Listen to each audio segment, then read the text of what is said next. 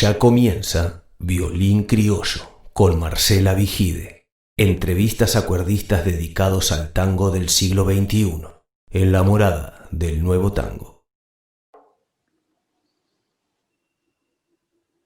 Ahí está. Bueno, en teoría estamos grabando. Estoy de acuerdo contigo en teoría. En teoría, el comunismo funciona, ¿eh? Acá con Damián de la misteriosa Buenos Aires, orquesta típica. Nos conocemos hace muchos años. Hemos hecho bastantes travesuras por la calle, corriendo el piano, con las orquestas, la bandera. Qué lindas épocas. Bueno, y de hecho, por vos, yo conocí a los chicos de Fervor de Buenos Aires. Vos me presentaste en la Milonga en Orsay, allí cuando estaba en el Teatro Arlequines, lo que era el Teatro Arlequines, club ahí en Perú, donde donde está la Milonga en la Fronte, bueno, que ahí en una época fue Orsay ahí, y ahí me presentaste a los chicos de Fervor, y ahí luego audicioné y entré a la orquesta. Así que claro, porque yo te conocía por Pablo Borghi, claro, en la época del cuarteto de Echa las Cuerdas. Sí. Y estamos hablando como, no sé, 20 años atrás. Sí. Claro. Y claro, y eras amigo de Pablo Borghi, que es otro violinista. Amigo de Pablo y de Cristian, y de Cecilia. Y de Cristian Basto, claro, y de Cecilia Basto, los hermanos Basto, contra y cello. Y claro, se ve que, bueno, la verdad es que no me acordaba, Dami, mirá vos. Sí. Bueno, nadie se acordaba. Yo me acordaba porque, bueno, fue así un acontecimiento importante, ponele. Fue volver a tocar. Yo venía también de esa época de tocar con Cristian en otra orquesta, en la orquesta de Mati Rubino, que se llamaba Industria Típica, y habíamos terminado también con Pablo y con Ceci y con otras chicas, y había culminado esa experiencia, y bueno, habíamos quedado, viste, bueno, medio con manija de tocar tango, y bueno, fue la vuelta, ¿no? En un punto. Así que es un lindo momento, ¿no? Un recuerdo. Claro, con Matías Rubino, ahora que lo decís me acuerdo, hermosa la orquesta. ¿Eso cuánto duró? Y duró 2 años. El primer año fue más experimental porque era una orquesta mixta, era como una orquesta típica, pero que además tenía una sección que lo que vendría a ser la fila de bandoneones era un solo bandoneón y vientos, flauta y clarinete. Y después, al segundo año, ya se armó la típica y bueno, tuvimos también un año y se terminó. Así que bueno. Claro. Y ahí, claro, en esa milonga que hacíamos el Orsay con la gente de la Goñi, ellos estaban tocando, que se llamaba, en esa época se llamaba Fervor de Buenos Aires, ¿no es cierto? Fervor ya existía, claro, sí. Si nosotros tocábamos con Industria Típica y tocaba Fervor, por ejemplo, creo que la primera noche de Orsay en Independencia tocó Fervor. Yo lo fui a ver incluso, estando en Industria Típica. Así que sí, Fervor de Buenos Aires. Recién había también formado en 2003, si no me equivoco, la formó Javi. Fervor. Claro, y ahí después audicionaste con él y ya quedaste. ¿Y quedaste de primer violín directamente? En ese momento estaba Tito Gómez y yo quedé como si fuera el primero B en ese momento. Así que bueno, haciendo la primera voz, pero siempre, bueno, como haciendo la parte esa de la fila, ¿no? Como reforzando la primera voz. Buenísimo, ya que entramos en el tema, vamos a contarle a los violinistas y a los cuerdistas cómo está conformada una fila típica y cuáles pueden ser las variantes, digamos. Y generalmente tiene primera voz, o sea, la típica básica es primera voz, segunda y tercera voz. Y la primera voz siempre tiene un primero B, en el caso de que, bueno, nosotros somos 3, pero en el caso de que sean 4, siempre el cuarto dobla o generalmente toca las octavas cuando el primer violín va arriba de todo, ¿no? Generalmente es eso. Claro. Y después, bueno, hay algunas orquestas que tienen una sola voz. Por momentos nosotros lo tenemos en Misteriosa y y en Fervor existía esta cuestión medio bizarliana de que no haya muchas voces, sino solamente una voz y una cuerda muy grande. Y el primer violín, que sería el primero B, ¿hace unísono al primero o hace la octava? O hace la octava cuando... Abajo. Claro, toca una octava cuando el violín pasa de, yo qué sé, del Do, segunda línea adicional, por ejemplo, para arriba, generalmente claro. El primero B toca la octava, ¿no? No solamente para no competir ahí arriba, sino para reforzar esta nota aguda que quizás sin la octava grave no resalta tanto, ¿no? Es muy importante el papel del primero B ahí, porque es como si tocara la primera voz, toca como si fuera el cuerpo del primer violín. Claro, porque así ya más allá arriba se hace como el color, como un brillo. Como el brillo, claro, exacto. Pero digamos el armónico y la nota real no se llega a apreciar. Si no está la octava no suena igual, ¿viste? Y si está la octava y tocada con polenta, ¿no? De la forma que se toca en una fila, se nota, incluso parece que fuera como todo el cuerpo del primer violín. Y es como, no es así, ¿no? Los que tocamos claro. en fila. Y viola no, viola, o sea, generalmente que puede haber viola y cello. No, nosotros no. En el caso de la típica más clásica, hablando de la típica, de las primeras típicas, no tenía viola ni cello, ¿no? Después se suman, se agranda la cuerda, tanto en la orquesta de Troilo y la orquesta de Pugliese, y bueno, las demás orquestas también, ¿no? Y le da esta coloratura ya más grande, que es la de la cuerda entera, ¿no? Así que eso también se escribe de otra forma, incluso el cello, vos sabés que tiene esta posibilidad de pivotear entre la parte de cuerda y la parte de marcación, o sea, con el contrabajo. Y la viola generalmente hace lo que haría más la octava, ¿no? Del primer violín también. Del primer violín. Y ustedes siguieron con la decisión de las tres voces, digamos, pero son como dos voces, por lo que me estás diciendo. Sí, son dos voces generalmente. O sea, son tres violines, claro. En muy pocas partes tocamos tres voces. Tiene que tener una necesidad de una coloratura especial en el arreglo Javi, por ejemplo, pero sentimos que un montón de veces es mucho más importante esta cuestión de que esté la primera voz, esté reforzada la primera voz y que haya una voz, ¿no? Que eso es más poderoso, tiene más fuerza que poner tres voces, tres violines. Y aparte tenemos en cuenta que sí, bueno, son gustos. Depende la sección, ¿no? Por ejemplo, si hay un tutti, vos sabés que generalmente en el estilo que nosotros hacemos, que es una especie de disarli atravesado por un pugliese por momentos, tanto el bandoneón como el violín van tocando la misma melodía. Entonces el primer bandoneón generalmente va a la misma nota octava del violín. Entonces como que también refuerza esta cuestión, ¿no? Y a veces sí en los bandoneones se suma alguna voz más, pero en la cuerda generalmente hay dos voces. Después capaz que en alguna cuestión o sea que están bien pegadas al bandoneón. Sí. Sí, la idea vos sabés que la idea de las filas, ¿viste? Sobre todo cuando hay tutis, que es esta cuestión de lograr un sonido en común, ¿no? Claro. Lograr una sonoridad en común.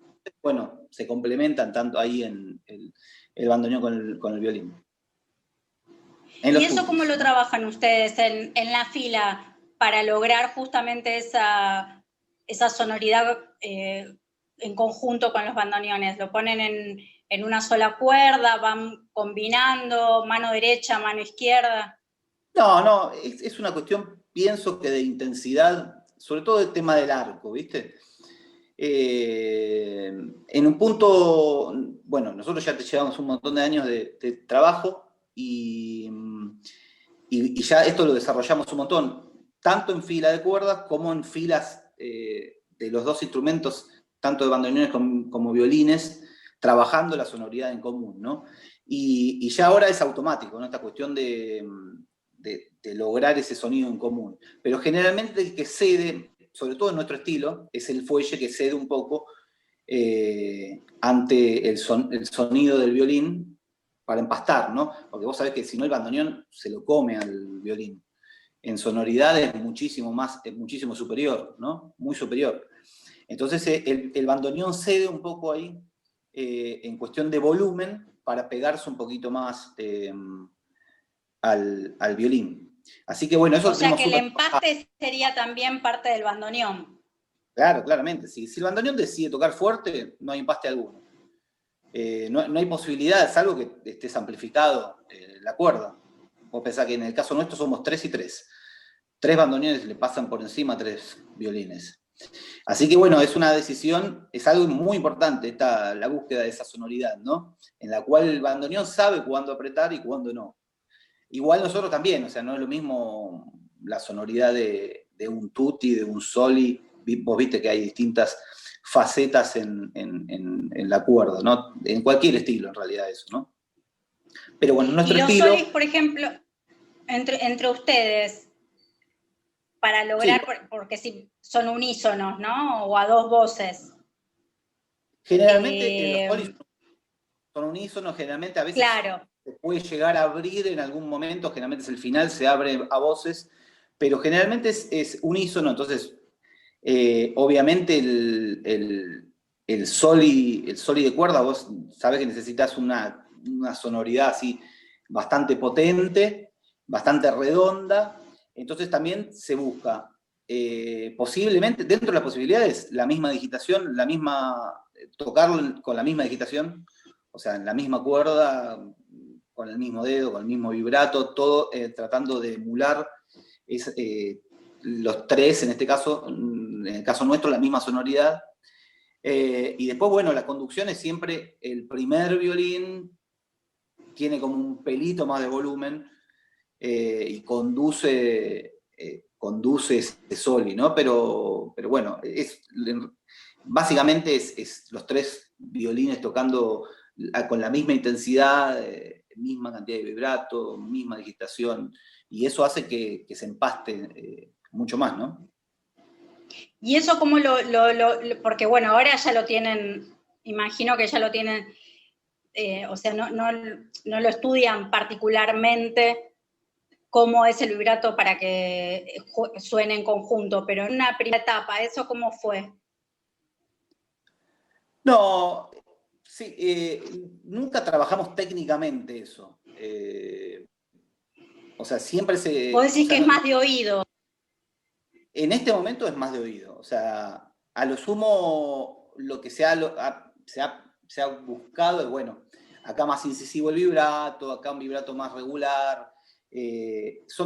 A ver, todo lo que son las herramientas de la música clásica al servicio del tango son bienvenidas. Entonces, todos sabemos que para estudiar este vibrato hay que entrenarlo, ¿no? Y cuanto más variedades tengamos en nuestro vibrato, mejor y más expresivo va a ser nuestro violín. Así que les recomiendo sí o sí hacer ejercicios de control del vibrato, ¿no? Estos ejercicios por ejemplo, de hacer distintos rítmicas.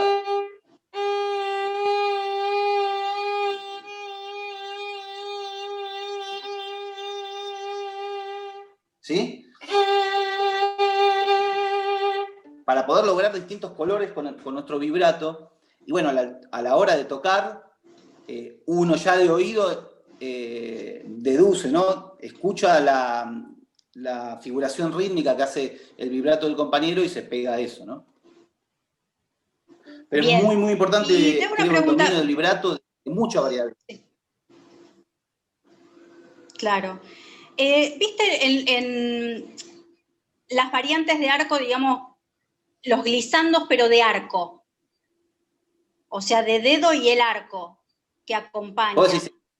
Pero vos decís como el arrastre, decís vos, la parte rítmica, ¿eso, Marce? Claro, en la parte rítmica. Por ejemplo, no sé, Bahía Blanca, cuando empieza el rítmico. La parte rítmica ¿viste? Eso. Yo uso... El primer arrastre, que es como de arco, no es de dedo. Yo hago los dos. De dedo. Yo hago los dos a la vez, hago claro. esto. ¿Ves? ¿Ves?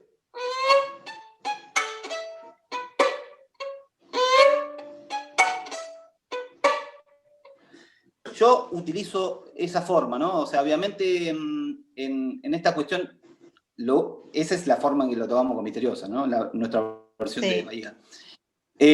Utilizo el glissando o sea, van en conjunto, ¿no? Mientras empiezo el arrastre acá, empieza desde la nada el arrastre, empieza así, ¿sí? Y el glissando en el dedo es esto, ¿sí? A medida que vas haciendo el arrastre, vas haciendo el glissando.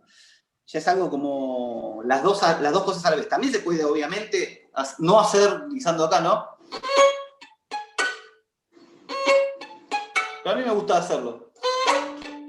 Es como que siento que le da como más. ¿Sí? Y los... sí, más variedad musical. Y los acentos los hago desde el aire, ¿no? También.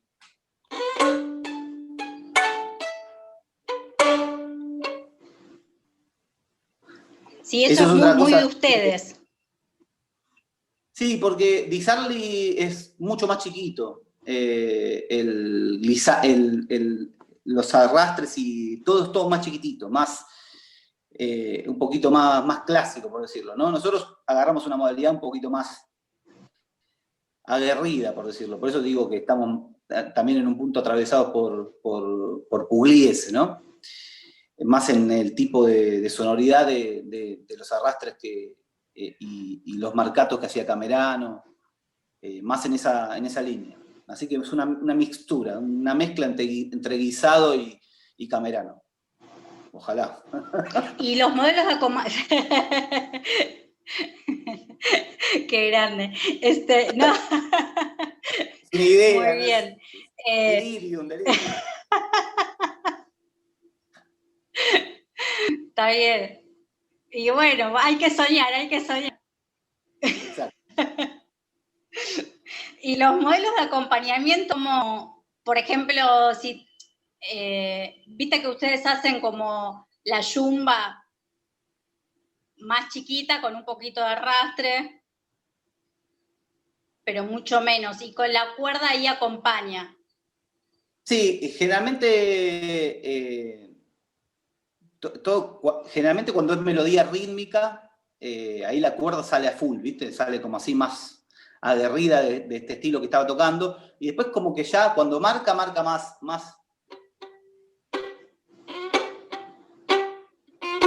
a la cuerda. Ese. Todo, ese ya es más a la cuerda, no es desde arriba. Es bien a la cuerda y solamente con arrastre de arco, ¿no?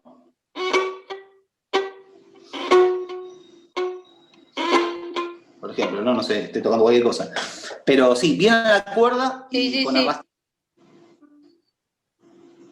Claro, ¿y eso imitan al toque del bandoneón o van por abajo? Sí, del contrabajo. Sí, y también del fuelle, es como que tratamos de hacer una cosa en conjunto, ¿no?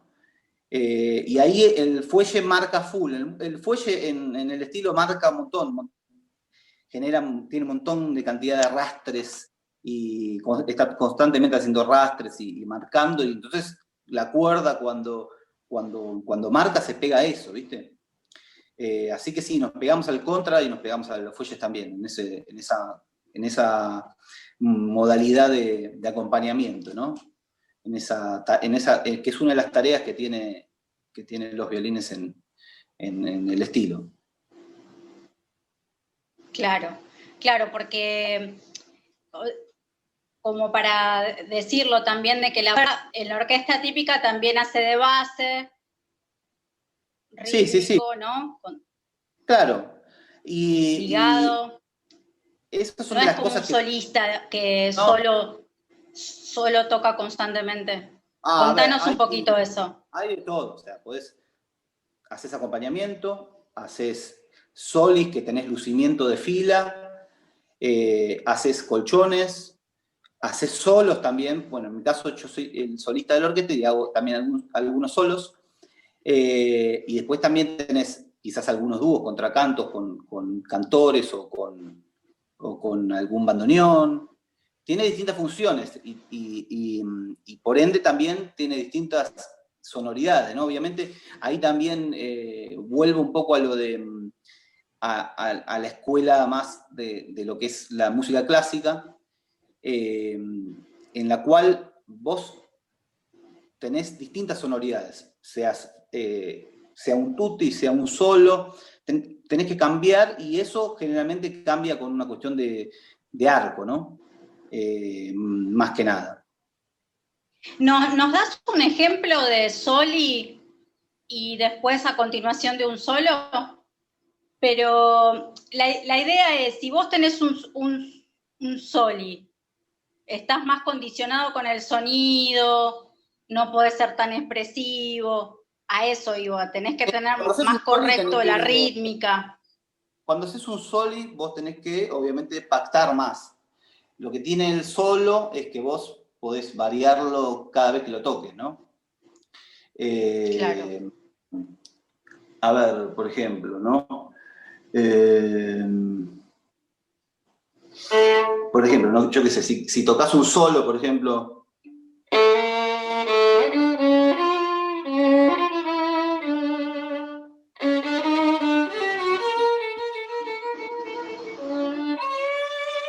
Te podés quedar, por ejemplo, en esa misma frase te podés quedar un montón de tiempo, ¿no?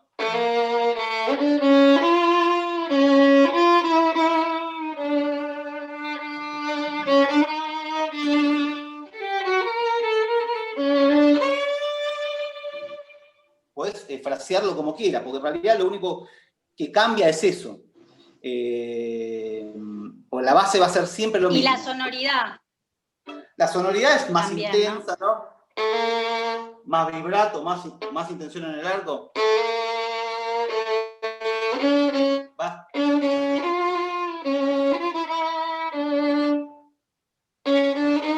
¿Ves? Tiene como más intención en el arco.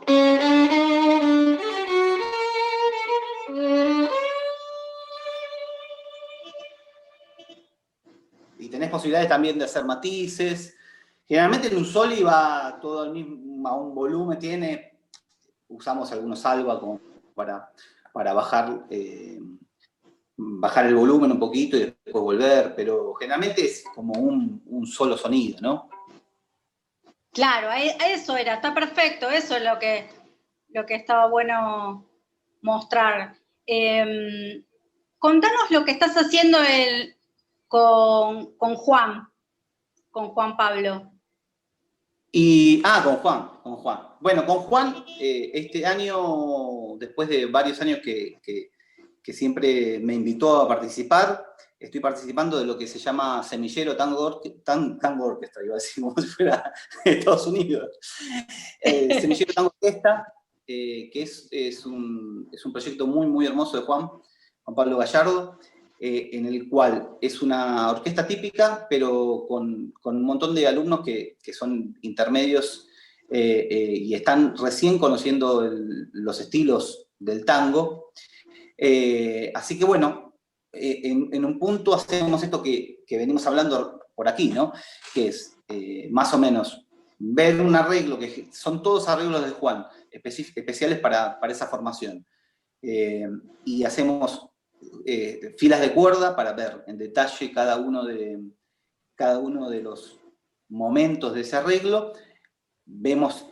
Aprendemos a este tipo de diferentes golpes de arco, vemos la melodía rítmica, la melodía, el fraseo de la melodía, vemos cada uno de los detalles para poder después lograr interpretar de la mejor manera la parte de la orquesta, ¿no? Vemos en detalle los tipos de arrastre, también incluso hicimos, porque trabajamos toda la primera parte del año en modalidad Zoom, y a mitad de año nos empezamos a juntar, bueno, cuando se abrió la posibilidad de hacer streamings y todo ese tipo de cosas, empezamos a juntarnos en forma presencial, y ahí empezamos a laburar los temas en específico, ¿no? Pero en la primera parte del año laburamos todo lo que es en la sonoridad del tango, tanto en la parte rítmica, la parte melódica, la parte de acompañamiento, y además cómo desarrollar un solo a partir de una melodía. Entonces elegíamos, por ejemplo, una melodía del tango, no sé, el Marne, por ejemplo, y agarramos una sección del Marne y desarrollábamos ese solo, ¿no? Haciendo primero ornamentación, cambio de tesitura, notas fuera de la tonalidad, o sea, como un montón de... Claro, cómo trabajarlo. De cosas que hay para darle variedad, ¿no? Así que... Sí, está que buenísimo. ¿Y eso dónde se pueden buena. anotar? ¿Dónde se pueden averiguar? Yo no recuerdo ahora si es contacto juanpablogallardo@gmail.com. Lo buscan a Juan Pablo Gallardo, porque ahora en febrero retomamos las clases, así que es una experiencia súper linda en la cual se aprende tocando, que esto es lo bueno y es cómo se aprendió siempre el tango, ¿no? Porque nosotros Claro. hablamos de herramientas de música clásica, está buenísimo, porque nosotros estudiamos música clásica y sabemos que hay un montón de cosas que sirven. Pero para tocar tango hay que romper un poco eso, ¿no? Esta cuestión de que, o sea, no romper de tocar mal el violín, sino que hay que a veces dejar un poquito de lado las cosas porque no son, o sea, si vos tocas con la misma toma de arco que tocas un Mozart, no va a salir lo mismo. Entonces, es fundamental la búsqueda del estilo para tocar tango, ¿no? Y esto se aprende en espacios así, se aprendía en el Goni, se aprende lo otro que no te explican en el conservatorio, se aprende ahí, en el semillero, y hay un montón de espacios. El proyecto se llama Semillero de Orquestas. Semillero Tango Orquesta, ¿no? Porque en este caso es una sola. Semillero Tango Orquesta.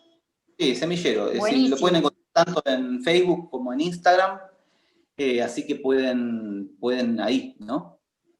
Genial. Bueno, Dami, nos estamos quedando sin tiempo. Bueno, Marce, un placer. Hicimos un montón de cosas al final. Sí. Vas a ver, después cuando lo veas, está buenísimo. Cuando lo vea editado. Hacemos toda la edición, el YouTube, Instagram. Spotify también tenemos. Así Spotify, que podcast, esa onda. Claro, podcast, sí. Así que estamos contentos. Bueno, gracias por estar acá en La Morada. Siempre un gusto verte y escucharte tocar. Bueno, y con la misteriosa, ¿cómo vienen? Tirate un chivo. Con la misteriosa hicimos un streaming para fin de año para unos amigos de Alemania, de una asociación de Alemania, que todavía está, todavía se puede ver, pero seguramente vamos a hacer una presentación para acá. No solamente para Europa, sino que ese mismo material vamos a mostrarlo acá. Así que estén atentos a las redes también. La Misteriosa BA, en Instagram, en Facebook y en YouTube. Buenísimo, ahí estaremos. Y cuando estrenen, seguramente lo vamos a pasar por la radio. Así que un beso a todos los colegas. Tiranos los nombres y terminamos. Los nombres de la fila, de la Misteriosa. Pablo Martínez Lal, Matías Coban y yo, en la fila de violines. Patricio Peralta en contrabajo, buenísimo. Diego Benbasac, Joaquín Angiolini, Nicolás Códega, bandoneones, Patricio Peralta, ya lo había dicho, en el contrabajo, y Javier Arias. Y Eliana Sosa, nuestra gran... Javier Arias, piano, arreglos y dirección, y Eliana Sosa, que es la diosa de nuestra cantante. Nuestra cantora. De la orquesta. Exacto. Bueno, un saludo para toda la muchachada. Marce. Y nos vemos por ahí, por algún Zoom, por ahora. Exacto. Ahora vamos a ver en vivo. Sí, tal cual. Un besote grande, chau, Che.